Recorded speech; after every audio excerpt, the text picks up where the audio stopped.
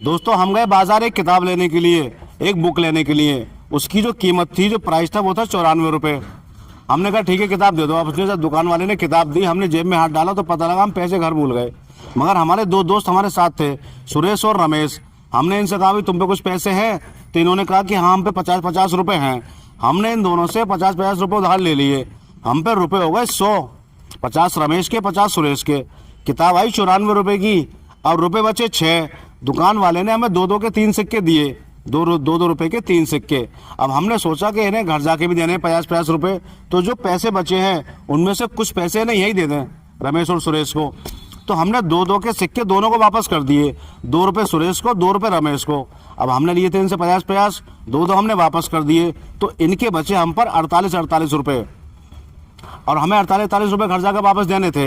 हमने जब हिसाब लगाया चलते चलते, 48 तो हमें सुरेश को देने वापस घर जाके, 48 देने रमेश को वापस घर जाके। रुपये बैठे 96।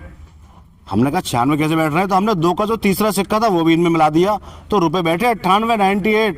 अब हमें टेंशन हो गई, रुपये यहाँ पे 100 आने चाहिए, तो ये 98 रुपये क्यों आ रहे हैं? तो आप हिसाब ला के ये बताओ कि आखिर ये 2 रुपये कहाँ गए। मैं एक बार आपको फिर से समझाता हूँ। हम गए किताब लेने, किताब थी 94 रुपये की। हमने अपने 2 दोस्तों से 50-50 रुपये उधार ले लिए, क्योंकि हम अपने पैसे घर भूल चुके थे। रुपये हो गए हम पे 100। किताब आई 94 रुपये की, रुपये बचे बाकी 6। दुकान वाले ने हमें 2-2 के 3 सिक्के वापस करे। हमने सोचा कि सुरेश और रमेश को घर जाके भी देने 50-50 रुपये। अब ये जो 2-2 के सिक्के दिए दुकान वाले ने वापस, तो क्यों ना हम 2-2 रुपये ने यहीं पर दे दें, बाकी जो बचेंगे वो घर जाके दे देंगे। तो हमने 2 रुपये सुरेश को, 2 रुपये रमेश को वहीं पर दे दिए।